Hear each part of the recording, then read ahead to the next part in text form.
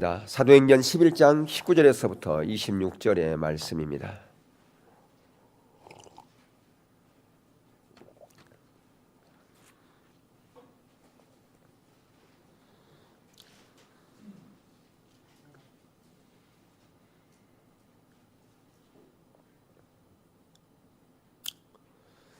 한 절씩 교독하겠습니다. 그때의 스데반의 일로 일어난 환난으로 말미암아 흩어진 자들이 베니게와 구브로와 안디옥까지 이르러 유대인에게만 말씀을 전하는데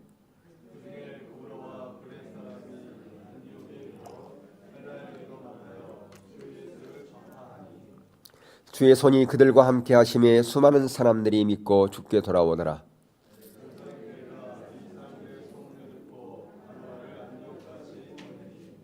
그가 이르러 하나님의 은혜를 보고 기뻐하여 모든 사람에게 굳건한 믿음으로 주와 함께 머물러 있으라 거나니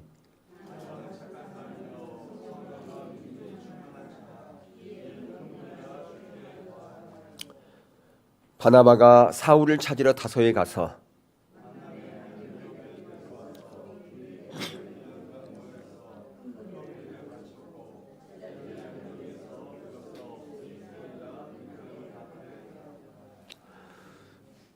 우리의 삶이나 우리나라나 정말 하나님의 은혜가 절박하게 필요한 때입니다. 여러분, 하나님의 은혜는 그렇기 때문에 어느 특별한 때만 필요한 것이 아니라 우리의 전반적인 우리의 모든 삶의 영역에서 필요한 것이죠. 십자가에 의한 삶뿐 아니라 성령에 의한 삶, 말씀에 의한 삶, 또 믿음에 의한 삶, 은혜에 의한 삶, 우리 신앙의 전 영역에 하나님의 은혜가 필요하다고 하는 것을 우리가 다 잘 알고 있습니다. 우리가 지난 시간에 살펴본 것처럼 사도 바울이 자기가 소명을 받은 것뿐 아니라 그 소명을 감당하는 그것에도 하나님의 은혜가 필요했다라고 고백했던 것을 볼 수가 있어요. 그래서 그가 지난번 우리가 지난주에 살폈던 고린도전서 15장 10절에 나의 나된 것은 전혀 하나님의 은혜였고 다른 사도보다 더 많이 수고했던 그 사명을 감당했던 그 모든 것도 하나님의 은혜로 되어졌다라고 그렇게 고백했던 것을 볼 수가 있지 않습니까? 자, 우리가 하나님의 은혜라고 하는 말을 우리가 많이 사용하지요. 여러분도 하나님의 은혜를 또 받기를 또 원하지 않습니까? 자, 하나님의 은혜의 정의 우리가 살폈어요. 하나님의 은혜의 정의가 뭔가요? 쉽게 얘기하면 하나님의 은혜는 하나님께서 우리 가운데 임재하시면서 나타난 능력이다. 이렇게 간단하게 얘기할 수 있어요. 하나님께서 우리 가운데 임재하시면서 나타내는 능력. 그러면 하나님께서 우리 가운데 임재하시고 하나님께서 우리 가운데 능력을 베풀어 주실까? 그게 은혜인데. 그러니까 지금 이 시간에 우리가 소원하는 것은 우리 교회 가운데, 우리의 개인 가운데, 우리의 가정 가운데 하나님의 은혜가 부어지기를 소원하지 않습니까? 하나님의 임재가, 하나님의 능력이 있기를 원하지 않아요? 그러면 왜 하나님께서 우리 가운데 임재하시고 왜 우리 가운데 하나님께서 능력으로 임하실까? 그것은 하나님께서 명하신 바를, 하나님께서 명령하신 것, 하나님께서 약속하신 것을 그것을 할 수 있도록, 그것을 실행할 수 있도록, 그것을 저와 여러분이 실천할 수 있도록 힘주시고 도우시는 하나님의 임재의 능력이다 라고 그렇게 말씀했어요. 그러니까 하나님께서 우리 가운데 은혜를 부어주시는 것은 하나님께서 명하신 것을 실천할 수 있도록 그렇게 우리 가운데 임재하시면서 능력을 주신다라고 하는 것입니다. 다시 말하면 우리 속에는 어떠한 선한 것도 없음을 인정하는 자, 그런 자가 바로 하나님의 은혜를 구하게 돼 있어요. 사도 바울이 바로 하나님의 이런 은혜를 누구보다 더 구했던 것 같아요. 그러면 사도 바울에게는 열정이 없어서 그랬을까? 아니요. 사도 바울은 누구보다 더 열정이 있었습니다. 그가 예수님 만나기 전에 그는 나름대로 하나님을 이해한답시고 그는 예수 믿는 자를 잡으러 다메섹에 가다가 그 예수 믿는 자를 쫓아가다가 다메섹에서 예수님을 만났지 않습니까? 그걸 보더라도 그는 대단한 열정이 있던 사람이었고 또 그에게는 엄청난 지식이 있던 사람이었고 그에게는 엄청난 믿음이 있던 사람이었습니다. 예. 그런데 그가 하나님의 은혜를 누구보다도 구했던 사람이었어요. 왜 그랬을까요? 자기의 한계를 경험했기 때문에 그렇습니다. 자기 한계를 경험하지 않으면 절대 하나님의 은혜 구하지 않습니다. 예, 자기 지혜가 다른 사람보다 더 뛰어난데 무슨 하나님의 지혜 구하겠습니까? 자기가 능력이 뛰어난데 다른 사람이 하나님의 무슨 능력 구하겠어요? 자기가 가진 것이 많아요. 가진 것이 많고 또 주위에 자기를 돕는 사람도 많아요. 그런 사람이 무슨 한계를 경험해서 하나님의 은혜를 구하겠습니까? 돈이면 다 된다 생각하고 나는 주위에 나를 돕는 사람이 많이 있으니까 그런 사람에게 부탁하면 모든 게 다 일사천리로 진행되는데 무슨 하나님의 은혜를 구하겠습니까? 근데 누구보다도 어떤 학력이나 아니면 뭐 가문이나 여러 가지 지혜나 이런 것이 뛰어난 사도 바울이었지만 그는 그것으로 안 된다는 것을 그는 알았어요. 예, 그 한계를 경험하고 나서 그는 누구보다도 더 하나님의 은혜가 아니면 안 되는 거라는 것을 경험했다라고 하는 것입니다. 그렇습니다. 예, 오늘날 우리가 하나님의 은혜를 구하지 않는가? 자기 한계를 경험하지 않았기 때문에 그랬어요. 다시 말하면 하나님의 은혜가 없어도 나는 뭐 살아가는데 잘 별 지장이 없어. 그러면 하나님의 은혜 구하지 않겠죠. 또 아니면 내 지혜로 내 능력으로 얼마든지 살아갈 수 있어. 그런 사람은 하나님의 은혜 필요가 없겠죠. 그러니까 은혜를 구하지 않는다라고 하는 것입니다. 근데 내 속에 어떠한 선한 것도 없고 하나님을 기쁘게 할 만한 어떠한 능력도 나에게 없다. 그것을 뻐저리게 느낀 사람만이 하나님의 은혜를 구하는 자리에 선다라고 하는 것이죠.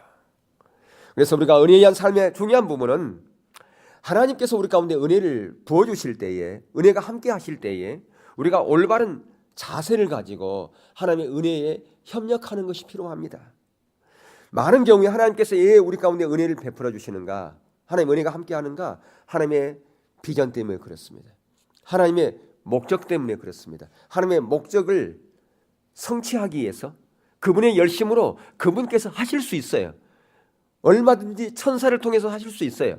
그런데 하나님은 하나님의 자녀인 저와 여러분을 통해서 하나님의 그 약속들, 하나님의 그 비전들을, 하나님의 목적들을 성취하기를 원하신다라고 하는 것입니다. 그래서 하나님께서는 우리 가운데 하나님의 은혜를 부어주시는 거예요. 다시 말하면 하나님의 비전을, 하나님의 목적들을 우리 가운데 알리신다라고 하는 것입니다.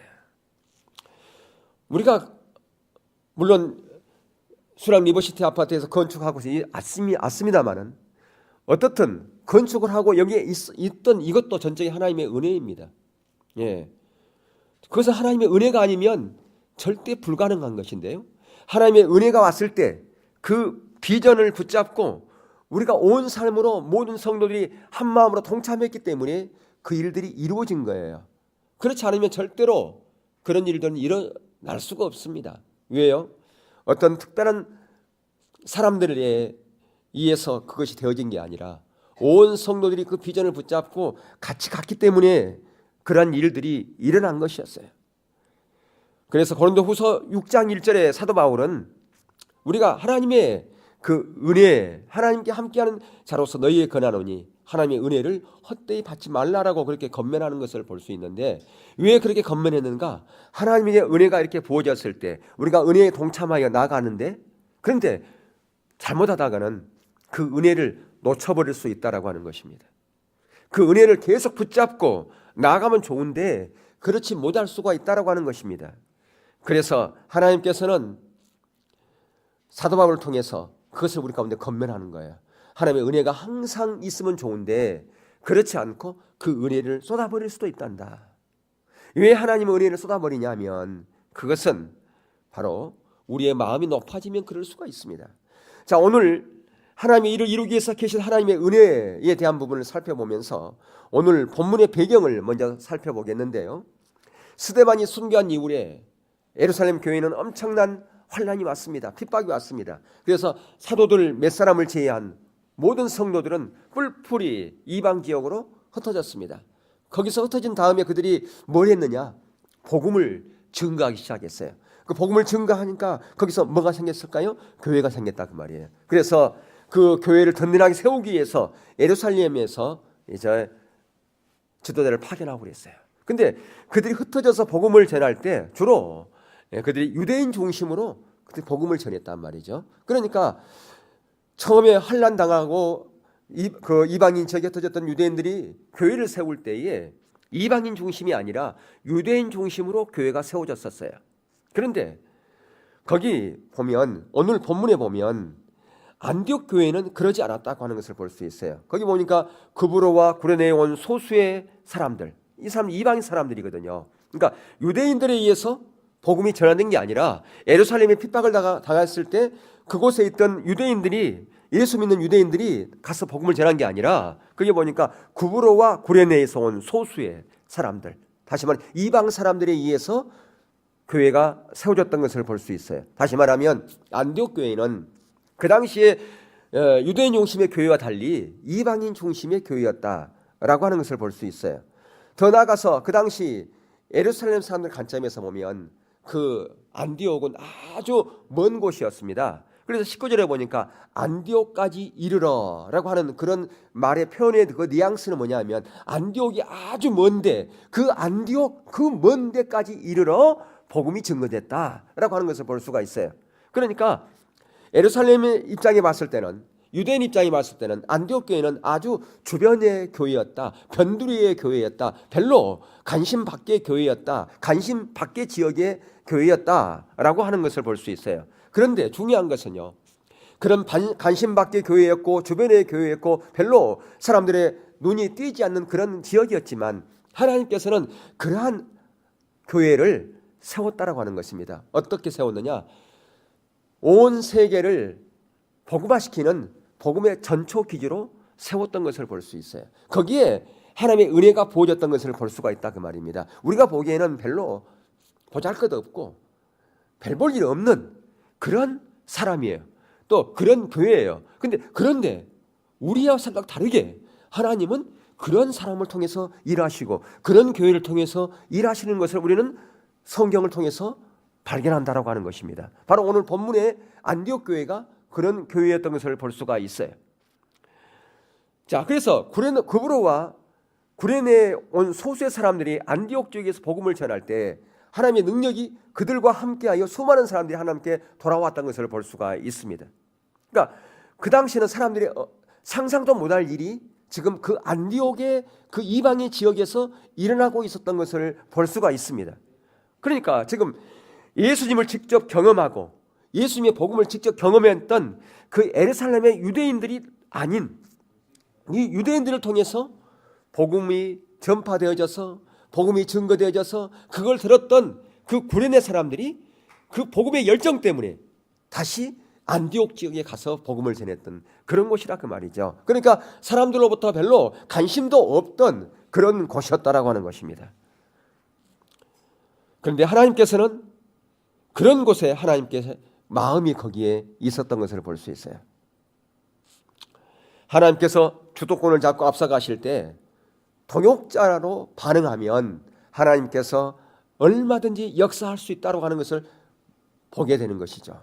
어쩌면 복음을 전하는 그들 자신들에게 하나님의 그 놀라운 능력이 함께 하시는 보고 어쩌면 이런 사람이 있었을 거예요. 아, 그래, 우리가 희생하니까, 우리가 열심히 하니까 하나님께 이렇게 하는구나, 그런 마음을 가지고 있는 사람이 있을 수도 있어요. 그런데 전혀 그게 아닌 것이죠. 하나님께서 은혜가 거기에 머무는 것은 그들 때문이 아니라 그 말입니다. 하나님께서 주도권을 잡고 일하실 때에 하나님께서는 안디옥 교회에 은혜를 베풀고 안디옥 교회를 준비하셨어요. 여러분, 하나님께서 그 마음이 있는 곳에 우리가 눈길이 있기를 원합니다라고 하는 그런 마음이 있잖아요. 이번에 필리핀 다녀와서 뭐 여러 지역에 하나님이 그 마음이 있습니다만은, 그 두 번째 교회에 갔던 그 지붕도 없고 벽돌도 없는 그냥 그런 곳에서 예배드리는 그곳에 엄청난 하나님의 임재가 있더라고요. 임재가 강력했어요. 근데 그것을 보면서 뭐냐 하면 우리가 보기에는 교회가 크고 웅장하고 그런 곳에 하나님의 임재가 있고 하나님이 함께 하실 거라 생각하지만 우리가 보기에는 보잘것없고 하찮은 그런 교회에 하나님께서 마음이 있으니까 하나님께 함께 하신 것을 보았다라고 하는 것입니다. 자, 하나님의 은혜가 함께 하실 때 우리들이 해야 될 중요한 세 가지 자세예요. 다시 말하면 한 교회를 세우고 사용할 때, 아니면 한 사람을 사용할 때, 한 사람에게 은혜를 부어주실 때에 우리가 중요한 자세가 있어요. 놓치지 말아야 할 중요한 자세가 있다 그 말이에요. 그게 뭐냐? 그걸 지금 이제 하나하나 살펴보려고 하는 것인데요. 첫 번째는 우리가 감사해야 됩니다. 여러분의 삶 가운데 하나님의 은혜가 있잖아요. 그러면 감사해야 돼요. 그것이 나의 어떤 치적으로 생각하고 그것이 내가 특별하기 때문에 그렇다라고 생각하면 하나님의 영광을 내가 가로채는 것입니다. 나의 나된 것은 누구의 은혜? 하나님의 은혜예요. 하나님의 은혜가 아니면 내가 이 자리에 설 수 없는 거예요. 그런 고백이 항상 우리 가운데 있어야 된다라고 하는 것입니다. 그러니까 하나님의 은혜에 먼저 감사하는 것이 필요합니다. 이 말은 우리가 대수롭지 않게 생각할 수, 당연히 하나님의 은혜가 있으면 감사하지요. 뭐 감사 헌금도 드리고 뭐 그렇게 하지 않습니까? 근데 어떤 놀라운 하나님의 역사가 있고, 또 가정에 어떤 좋은 일이 있고, 자녀들 가운데 좋은 일이 있고, 또 개인적으로 또 좋은 일이 있으면 여러 사람들부터 이렇게 좋은 인사말을 듣습니다. 축하합니다. 뭐 얼마나 그동안 수고했어요. 얼마나 그동안 열심히 기도했으면, 얼마나 신앙생활 잘했으면 그런 일이 있었어요. 얼마나 믿음이 좋으면, 얼마나 기도했으면 그런 일이 있었을까요? 이런 얘기 들으면 처음에는 제가 한 게 아니고 저는 한 게 하나도 없어요. 하나님이 하셨어요. 라고 그렇게 우리가 말하지 않습니까? 근데 이제 그게 한 번 듣고 두 번 들으면 이제 그래, 내가 마음이 좀 높아지고 어깨가 으쓱해지고, 그래서 마치 그것이 나 때문에 그런 것처럼 은근히 다른 사람이 그런 얘기하는 것을 그냥 들으면 기분이 너무 좋아. 그거 자랑하고 싶기도 하고. 그게 어쩌면 인간이라 그 말이에요. 그래서 자신의 일로 받아들이면, 그러면 어떤 일이 있는가? 그러면 하나님의 은혜는 거두어질 수 있다고 하는 거예요. 바로 고린도 교회의 예가 바로 그렇습니다. 고린도 교회는 하나님께서 은혜가 엄청나게 있었어요.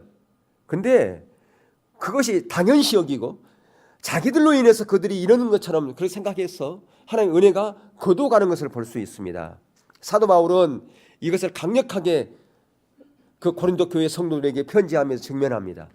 고린도 교회는 우리가 아는 것처럼 그들에게는 엄청난 은사들이 있었지 않습니까? 엄청난 은사가 있었어요.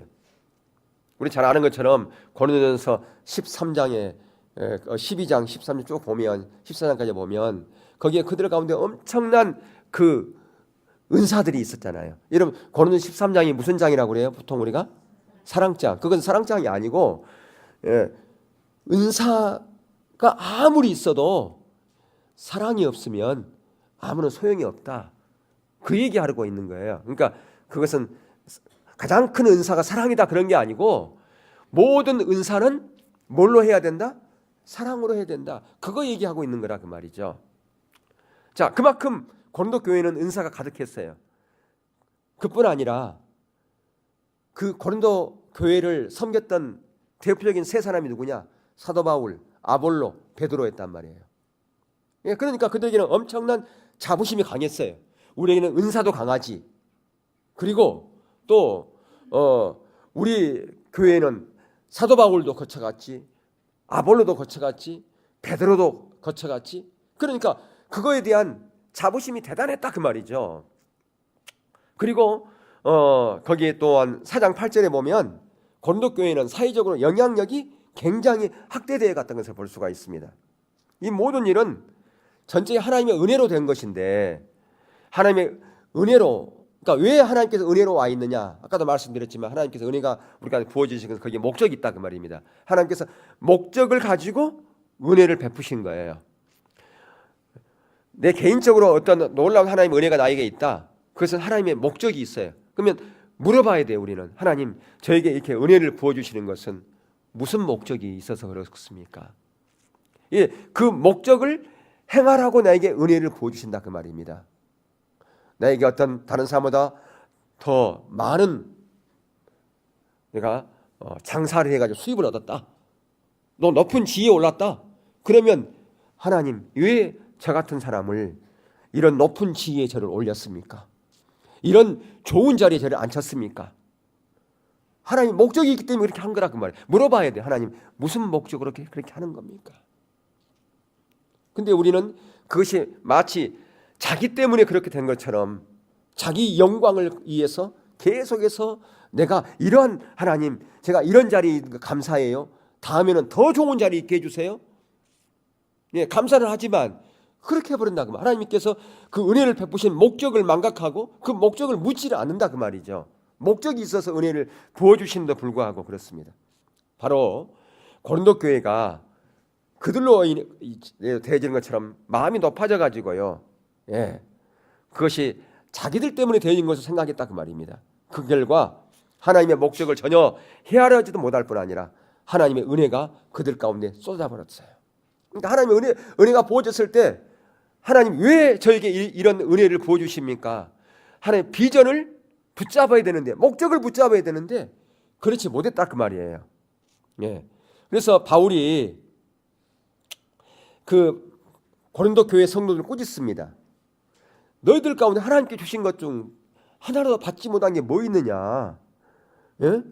그러면서 하나님은 아무도 자랑하지 못하도록 오히려 세상에서 천한 것들, 멸시받은 자들과 없는 것들 택해가지고 그래서 강한 자들을 부끄럽게 하려고 그랬는데 왜 그것이 마치 너희들 때문에 되어진 것처럼 그렇게 마음이 높아졌느냐라고 그렇게 꾸짖는 것을 볼 수 있어요.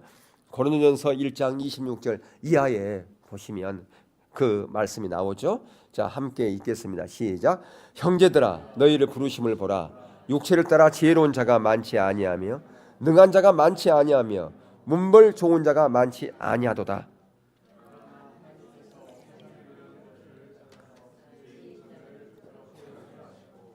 세상의 약한 것들을 택하사 강한 것들을 부끄럽게 하여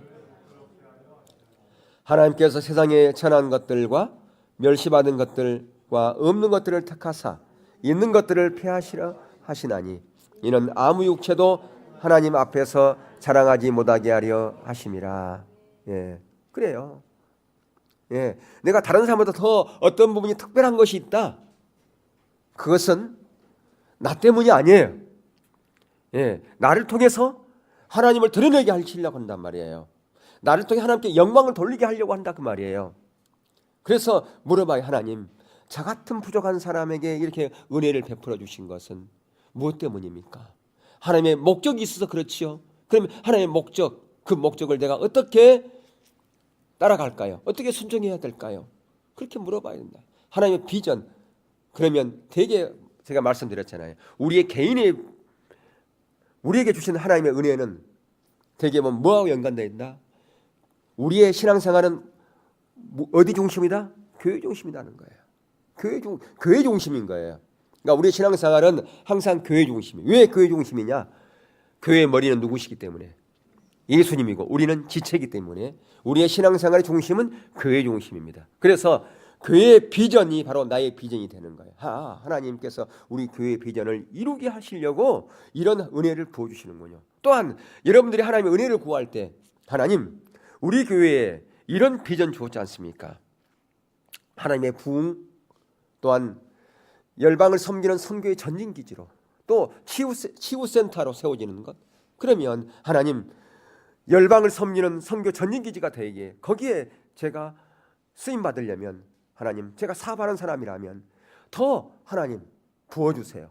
하나님의 목적을 위해서 내가 쓰임받으려면 하나님께서 더 많은 수익을 줘야 되지 않겠습니까? 그게 합당한 기도란 말이에요. 그리고 그렇게 했을 때 그거에 대한 합당한 자기가 동참하는 것이 필요한 거고요. 그랬을 때 그것이 바로 내가 사랑하는 목적과 내가 일하는 목적과 그것이 연관되는 것이다라고 하는 것입니다. 공부하는 사람도 마찬가지고요. 개인 어떤 일하는 사람 마찬가지고 직장생활 마찬가지예요. 그게 바로 내가 오늘가 사랑하는 삶 가운데서 하나님의 부흥. 그렇습니다. 하나님 저에게 다른 사람에게 특별한 이런 달란트 주시고 은혜를 줬다면 하나님 저를 통해서 하나님의 부흥을 주시려고 그러는군요. 그렇다면 이 부흥은 바로 이 직장에서부터 이 하나님의 부흥이 일어나기를 원합니다. 저를 통해서 이 직장이 하나님의 직장이 되게 하시고 하나님을 섬기는 자들이 더 많아지는 하나님의 놀라운 부흥이 이곳에 있게 되게 하여 주옵소서. 그것이 바로 내가 신앙생활하는 그 목적과 내가 직장생활하는 목적과 연관되는 거라 그 말이죠. 그렇게 기도하는 거예요. 그 비전을 붙잡고 기도하는, 그래야 하나님의 은혜가 더 부어질 거 아니겠어요? 은혜가 부어질 때 그 비전을 놓치지 않는 거라 그 말이죠. 근데 그것을 놓쳐버리면, 그거 연관시키지 않으면 나 때문에 그런 걸 생각하고 기분 좋고 사람들이 축하해주고 꽃다발 받고 그러면 그걸로 끝나버리면 그 은혜가 잘못하면 쏟아버릴 수도 있다 그 말이에요. 그러면서 사도 바울은 오히려 내가 예수님 때문에 스스로 약해지고 비천해지고 미련해진 내 자신을 본받으라, 그렇게 고백하고 있어요. 자, 고린도서 4장 14절 이하 읽겠습니다. 시작. 내가 너희를 부끄럽게 하려고 이것을 쓰는 것이 아니라 오직 너희를 내 사랑하는 자녀같이 권하려 하는 것이라. 그리스도 안에서 일만 스승은 있으되 아비는 많지 아니하니 그리스도 예수 안에서 내가 복음으로서 내가 너를 낳았으므로 그러므로 내가 너희에게 권하노니 너희는 나를 본받는 자가 되라. 바울은 아까도 말씀드렸지만 그의 가문, 그의 학식, 그 모든 것이 다 뛰어났던 사람이에요. 그런데 그가 예수님 때문에 그 모든 걸 다 배설물처럼 버렸지 않습니까? 그래서 오히려 그가 약하고 비천한 자가 되었어요. 그렇게 된 자신을 본받으라, 그렇게 그러면 고린도 성도들에게 얘기합니다. 믿는 자들 가운데 일만 스승은 많다. 이렇게 하라 저렇게 하라, 그렇게 얘기해 주는 사람은 많다. 근데 나는 스승으로서 말하는 것이 아니라 아비로서 말하는 거야. 내가 너희들을 낳았지 않느냐. 영적인 너희들은 내 아들이야. 내 부모가 자녀를 아끼는 마음으로 내가 지금 이렇게 얘기하고 있는 거야. 너희들을 사랑하니까. 너희들을 내가 낳은 아비로서 내가 지금 이렇게 건면하는 거야. 그러면서 봐라, 나는 예수님 때문에 그 모든 것 다 포기하고 가난하게 됐지 않느냐, 약하게 됐지 않느냐, 미련하게 됐지 않느냐, 비천하게 됐지 않느냐. 그 나를 본받은 자가 되어라. 그렇게 지금 건면해주고 있다 그 말입니다. 이것은 정말 아비의 심정으로, 사랑하는 아비의 심정으로 지금 내가 건면하는 거야. 스승의 입장에서 말하는 게 아니야 라고 지금 얘기하고 있다 그 말입니다. 우리가 이렇게 바울 같은 그런 자리에 설 때 우리가 예수님만 자랑할 수가 있어요. 예수님이 살았던 그 삶을 살 수가 있고요, 하나님의 능력과 은혜가 우리 가운데 지속적으로 머물러 있게 될 수 있다 그 말입니다. 우리가 이런 마음이 없으면 금방 우리의 마음이 높아지고 하나님의 은혜가 부어졌다 할지라도 그것을 쏟아버린다 그 말입니다. 하나님의 은혜를 당연한 것으로 여겨버린다 그 말입니다. 여러분, 하나님의 은혜를 당연하게 여기기 시작하면 우리가 하나님 앞에 감사하지 않습니다. 하나님께 영광을 돌릴 것을 돌리지 않습니다. 고린도 교회처럼 마음이 높아져서 그 모든 것들이 자기 때문에 된 걸로 착각하고 마음이 높아져 버린다고 하는 것입니다. 저도 마찬가지고 여러분도 마찬가지고 우리 교회도 마찬가지고, 우리가 그런 자리에 있었다면 그것을 우리가 회개하고 돌이켜 다시 가난한 심령으로 가야 된다 그 말이에요. 높아진 마음, 그것들을 낮아진 자리로 가야 된다 그 말입니다. 두 번째, 우리가 하나님의 은혜가 우리 가운데 부어졌을 때 가져야 될 자세가 있는데, 그것은 하나님의 목적에 온 삶으로 동참해야 된다. 아까도 말씀드렸지만 하나님의 은혜가 우리 가운데 온 것은 그냥 온 게 아니라 하나님의 목적 때문에 왔다 그 말이죠. 하나님 은혜를 부어주신 것은 하나님의 목적 때문에 우리 가운데 은혜를 부어주신 거라 그 말입니다. 뭐 하라고요? 그 하나님의 목적에 동참하라고 우리 가운데 은혜를 부어주신 거라 그 말이에요. 그래서 안디옥 교회를 보면 우리가 이 부분을 선명하게 볼 수가 있는데요. 자, 거기 보면 13장 1절에서 3절을 한번 보겠습니다. 이러면 성경을 한번 보세요. 안 올라와요? 앞으로는 여기 아마는 안 올리려고 그래요. 성경을 찾아보려고 그래요. 누가 그러더라고요. 요즘은 성도들이 성경을 안 가지고 간대요. 핸드폰에도 있고 또 여기에 다 띄워주니까 성경 가져갈 필요가 없다는 거죠. 다 어떤 능력은 본문도 띄워주는 데도 있어요. 그러니까 성경 안 가지고 간다 그러더라고요. 자, 사도행전 13장 1절에서 3절 시작. 안디옥 교회에 선지자들과 교사들이 있으니 곧 바나바와 니글이라는 시므온과 마두엔과 및 사울이라.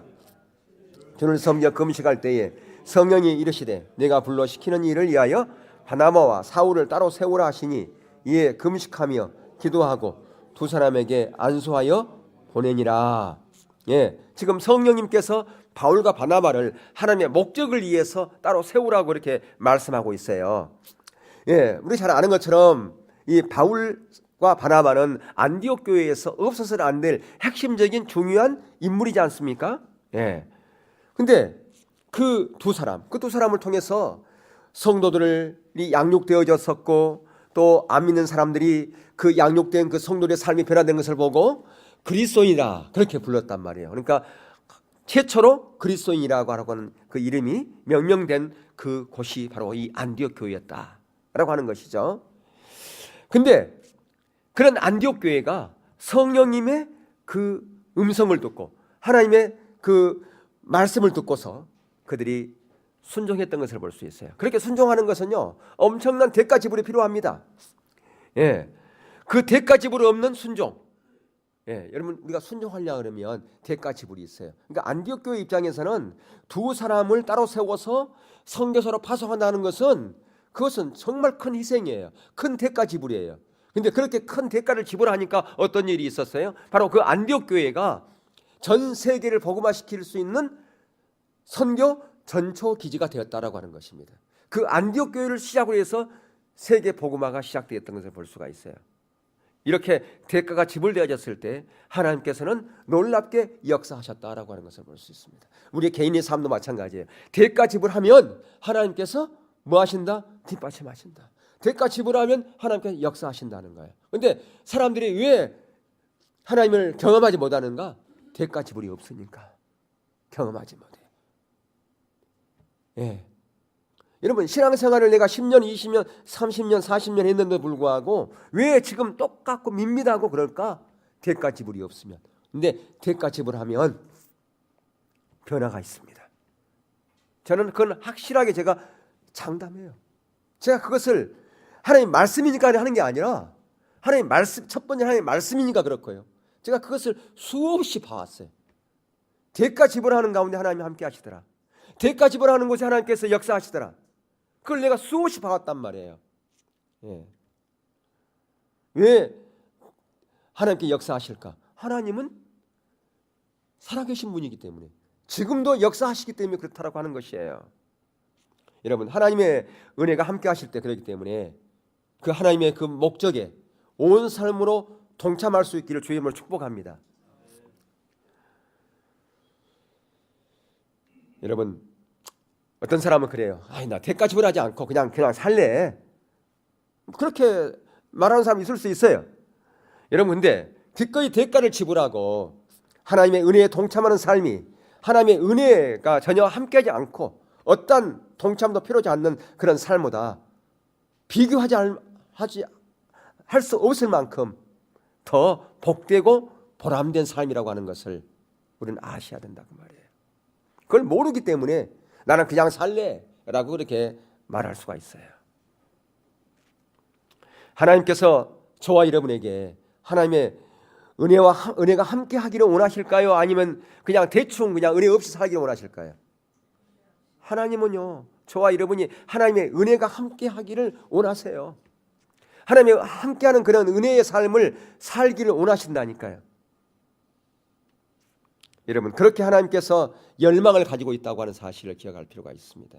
그래서 하나님의 은혜가 함께할 때 하나님의 목적, 우리 교회 주신 비전, 그 비전을 붙잡고 기도해야, 가장 먼저는 기도해야 됩니다. 예, 다시 한번 하나님 우리가 기도해야 돼. 다윗 장막을 불을 붙여야 돼요. 그래서 다윗 장막을 통해서 하나님이 주신 그 비전을 붙잡고 기도해야 돼요. 부흥을 위해서 기도해야 돼요. 아까 내가 오늘 여기 영상으로 올리려다가 그냥 밴드에 다 올렸어요. 한번 보세요. 보시면 정말 절박 거기에 막 기도한 것처럼 그래 그렇구나. 그걸 보면서 하나님께서 왜 트럼프를 세웠는지 알겠습니다. 그걸 알겠더라고요. 예. 여러분 한번 보세요. 이따 점심시간에 보세요. 들어놓고 보세요. 그래서 정말 우리 가운데 하나님의 은혜가 부어주신 그것을 그냥 아무렇게 밋밋하게 그렇게 받아들이지 말았으면 좋겠어요. 하나님께서 우리 가운데 은혜가 엄청나게 부어졌었어요. 근데 지금은 하나님의 임재가 거쳐가고 있어요. 거쳤어요. 다시 한번 하나님의 임재를 우리가 구하는 자로 가야 된다 그 말이에요. 하나님의 은혜를 구하는 자로 가야 된다 그 말이에요. 그것은 왜 그랬냐고요? 하나님의 우리가 목적을 놓쳤기 때문에, 우리의 마음이 높아졌기 때문에 그랬다 그 말이에요. 다시 한번 우리가 하나님, 우리 때문에 그런 게 아니었고 하나님 때문에, 하나님의 은혜 때문에, 하나님의 목적 때문에 그랬는데 우리가 마음이 높아졌고 우리가 안일한 가운데 있었고 하나님의 목적을 우리가 놓쳤습니다. 다시 한번 하나님의 비전을 붙잡고 기도하는 자로 가야 된다 그 말이에요. 어디서부터 그렇게 해야 되느냐? 우리 개인부터 그걸 불을 붙여야 돼요. 다윗 장막을 통해서 불을 붙여야 된다 그 말이에요. 그래서 여러분들 다윗 장막에 동참할 수 있기를 축복합니다. 다시 기도에 불을 붙이셔야 된다 그 말이에요. 지금 나라가 어지러운데 여러분 기도해야 되지 않겠습니까? 또 우리 비전을 붙잡고 다시 우리가 회복되기를 위해서 기도해야 되지 않냐 그 말이죠. 세 번째 우리가 가져야 할 자세가 뭐냐? 주님과의 친밀한 교제 가운데 머물러 있어야 된다. 자, 23절을 한번 읽겠습니다. 시작. 그가 이르러 하나님의 오늘 본문 23절 시작. 그가 이르러 하나님의 은혜를 보고 기뻐하여 모든 사람에게 굳건한 믿음으로 주와 함께 머물러 있으라 거나니. 예. 자, 하나님의 뭘 보고요? 은혜를 보고, 하나님의 은혜가 있는 걸 보고, 예. 왜 기뻐했어요? 그러니까 기뻐한 것은 족한 게 아니라 그 말이에요. 야, 너무너무 좋다. 하나님의 은혜가 있으니까. 그게 아니라 모든 사람에게 굳건한 믿음으로, 다시 말하면 마음을 다해서 주님과의 친밀한 교제 가운데 머물러 있으라고 권면하고 있다 그 말이에요. 예. 왜냐하면 그래야만이 하나님의 은혜가 지속적으로 머물러 있기 때문에 그래요. 안 그러면 그 하나님의 은혜를 쏟아버릴 수 있기 때문에. 그래서 지속적으로 계속해서 하나님의 은혜에 머물러 있으려면 하나님과 친밀한 교제 가운데 있어야 된다라고 하는 것을 말해주고 있다 그 말이에요. 예, 다시 말하면 우리가 주님과 친밀한 교제 가운데 있을 때만이 하나님의 주신 그 목적을 놓치지 않습니다. 하나님의 비전을 놓치지 않습니다. 왜 우리가 하나님의 비전을 놓치는가? 하나님과 친밀한 교제 가운데 없으니까 하나님의 목적을 놓쳐버려요. 하나님의 비전을 놓쳐버린다 그 말입니다. 다시 주님과 친밀한 교제로 나아가야 돼요. 그러면 하나님과 친밀한 교제로 나가려면 어떻게 되느냐? 말씀 묵상 없는 하나님 친밀한 교제가 불가능합니다. 왜 여러분에게 하나님의 말씀 묵상을 계속 강조하느냐? 아니, 말씀 묵상 안 하고 그냥 기도하면 안 될까요? 안 돼요. 그럼 신비주의로 빠져요. 예, 여러분 언젠가부터 우리가 그 말씀 묵상을 계속 강조하고 처음에는 지금 매일 성경 말고 한 달에 한 번 나오는 거 가지고 우리 했지 않습니까? 그게 하게 된 이유가 있어요. 제가 보니까 성도들이 말씀을 안 봐. 그리고 전부 다 성령님 오시옵소서, 말씀하여 주시옵소서 이렇게 가는 분위기가 되더라고요. 그럼 신비주의로 빠집니다. 그렇게 하면 말씀 없는 성령님의 역사는. 그래서 제가 성경 읽는 거 강조하고 말씀 묵상을 교회에 도입하게 된 거예요. 그리고 그것도 새벽기도도 그거 하고 수요일 날도 하고 금요일 날 하는 거예요. 솔직히 여러분 보세요. 여러분 말씀 묵상 그거 물론 날마다 못 할 수도 있어요. 바쁘다 보면. 근데 어떤 사람은 지금 책 받아가지고 한 번도 떠들어보지 않은 사람도 있을 거예요. 뭐 하려고 그러면 그거 구입합니까? 보지도 안 하려면서. 예. 여러분 말씀 묵상 없는 하나님과 친밀한 교제 절대로 불가능합니다. 친밀한 교제는요 말씀 묵상으로부터 시작되어지는 거예요. 그리고 마음의 자세예요. 중요한 것은 또한 어떤 마음의 자세냐? 그 말씀 묵상하면서 어떤 사람은 그런 사람이 있어요. 나는 묵상을 해도 무슨 말인지 전혀 모르겠더라. 물론 그럴 수 있어요. 처음부터 잘 된 사람이 어디 있어요. 근데 알 때까지 읽어보세요. 한 번 읽고 두 번 읽고 세 번 읽고 계속 100번을 읽어보세요. 그러면 성령님께서 우리를 불쌍히 여겨가지고 깨우침을 줘요. 여러분 성경은 우리 지식하고 상관이 없어요. 대학 나온 사람도 박사 받은 사람도 성경의 의미를 못 깨달아요. 근데 학교도 못 나온 사람도요, 성경 의미를 깨달아요. 왜 그래요? 성령님께서 비춰주기 때문에, 성령님께 조명해 주기 때문에 그렇다 그 말이에요. 성경은 우리의 지식으로 아는 게 아니기 때문에 그렇다 그 말이에요. 근데 우리는 성령을 또 우리 지식으로 알려고 그래요. 그러니까 안 되는 거예요. 마음에 하나님, 저는 이 성령이 되는 거 아무것도 몰라요. 성령님께서 이 시간 비춰주셔야 제가 알아요. 그렇게 겸손한 마음으로 읽고 또 읽고 또 읽고 계속해요. 그렇게 읽으시라고 말입니다. 그리고 읽고 안 되면 좌측에 있는 부분을 읽으면 또 더 도움이 되지 않습니까? 예. 그렇게 묵상을 하시라 그 말이에요.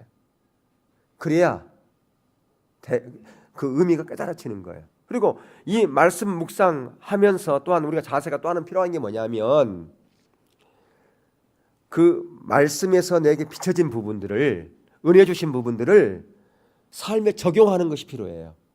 내 삶 가운데 적용하는 부분이, 그게 같이 가야 돼요. 그래야 하나님과 친밀한 교제가 계속 이어진다 그 말입니다. 그리고 그의 삶으로 안 가면 내 가치관과 이 삶의 적용이 같이 충돌되는 거거든요. 우리가 신앙의 본질을, 하나님을 인격적으로 알아 사랑하고 하나님 중심적인 삶, 내 자원이 아닌 하나님의 자원으로 살고, 내 방법이 아닌 하나님의 방법으로 살고, 내 목적이 아닌 하나님의 목적을 살아간다. 그게 하나님 중심적이다. 그것이 우리가 추구하는 것이다. 그것이 삶에 적용하고 같이 연결되는 거예요.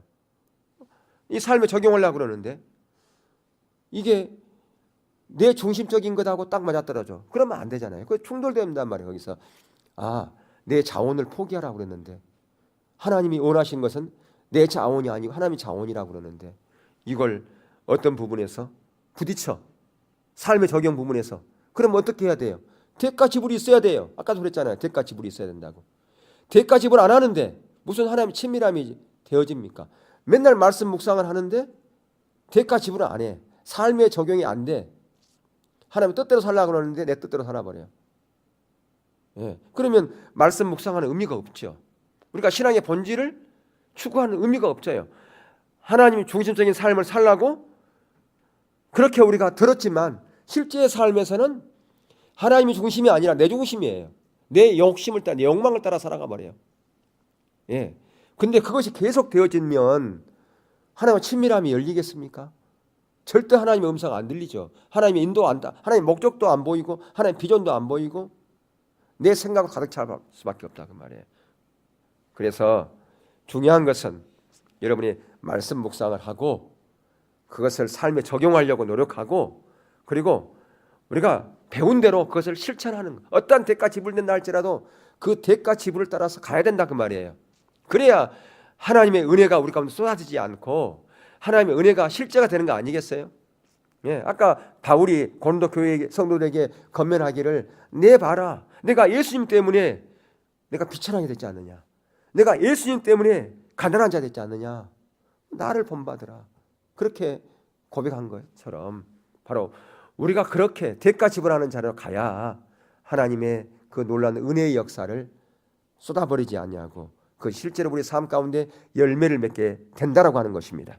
그래서 여러분들, 하나님의 은혜가 우리 가운데 부어지기를 다시 한번 구하고요, 다시 비전을 붙잡고 나가고 그 하나님의 비전을 온 사람 동참하는 그런 자로 갈 수 있기를 축복합니다. 하나님께서 안디옥 교회를 통해서, 그리고 그 하나님의 그 종들을 통해서 하나님의 목적을 온전히 이루셨던 것처럼 다시 우리 교회에 하나님께서 그렇게 이루셨던 그 놀라운 일들이 우리는 역사를 갖고 있어요. 다시 한번 그 은혜의 자리로 다시 가야 되지 않겠냐 그 말이에요.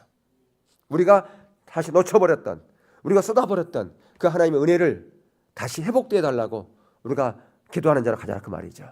다시 기도를 통해서 그 일들을 다시 시작했으면 하는 그런 부분입니다. 그래서 하나님의 은혜에 감사하고요, 주님과 친밀한 교제로 여러분이 나아가서 신앙의 본질에 우리가 섰다면 정말 그 목적에, 하나님의 그신 비전에 내가 어떤 대가 지불된다 할지라도 내가 온 사람을 동참하겠습니다, 그렇게 결단해서 다시 하나님의 은혜로 하나님의 일을 다시 성취하는 저와 여러분이 우리 부흥교회가 될 수 있기를 주의 이름으로 축원합니다.